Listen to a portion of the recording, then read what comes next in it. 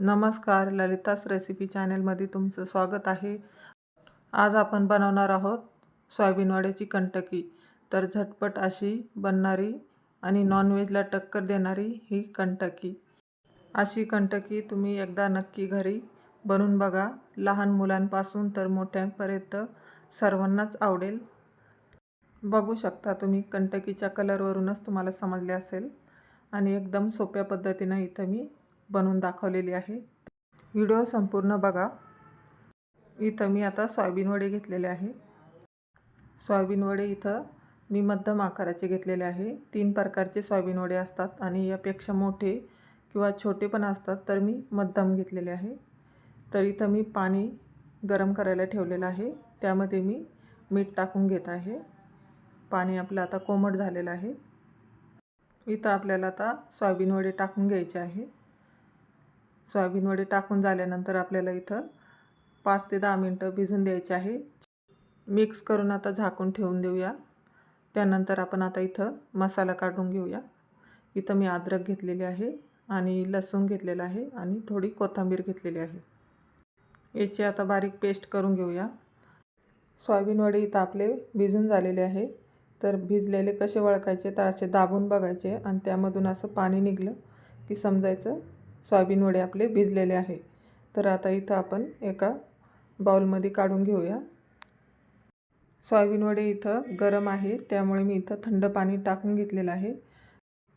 पाण्यामध्ये मिक्स करून आणि चांगलं असं पिळून घ्यायचं आहे। अजिबात याच्यामध्ये पाणी राहिलं नाही पाहिजे, असं या पद्धतीनं पिळून घ्यायचं आहे। त्यामुळे आपले सोयाबीन वड्याची कंटकी छान होते। बघू शकता इथं अजिबात पाणी राहिलेले नाही। तर इथं मी कंटकी बनवण्यासाठी हा कंटकी मसाला घेतलेला आहे। तर कंटकी मसाला आहे हा स्पेशल कोल्हापुरी। हा मसाला कुठल्याही किराणा दुकानामध्ये भेटून जाईल। खूप जास्त महाग नसतो, 35 रुपयाला हे पाकिट भेटतं।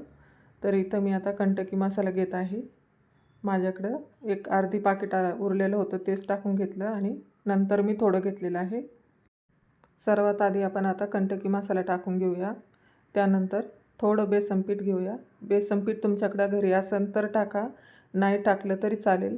त्यानंतर मी अद्रक लसूणची पेस्ट टाकून घेत आहे। इथं जास्त पाण्याचा वापर करायचा नाही आपल्याला आणि थोडंसं मीठ, कारण की कंटकी मसाल्यामध्ये मीठ मिरची सर्व असतं। तर तुम्ही एकदा टेस्ट करून बघा, नंतरच मीठ टाका। सर्व मसाला आता एकत्र करून घेऊया। छान असं मिक्स करून घ्यायचं आहे।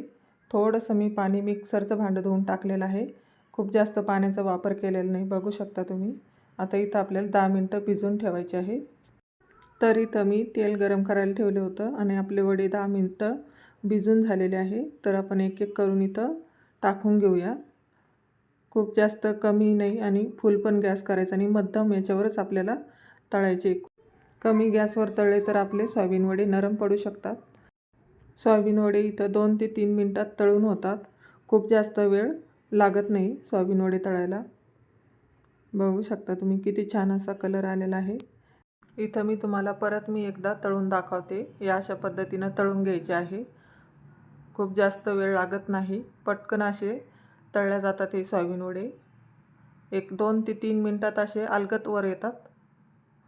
बघू शकता तुम्ही, असं छान गोल्डन कलर येतो।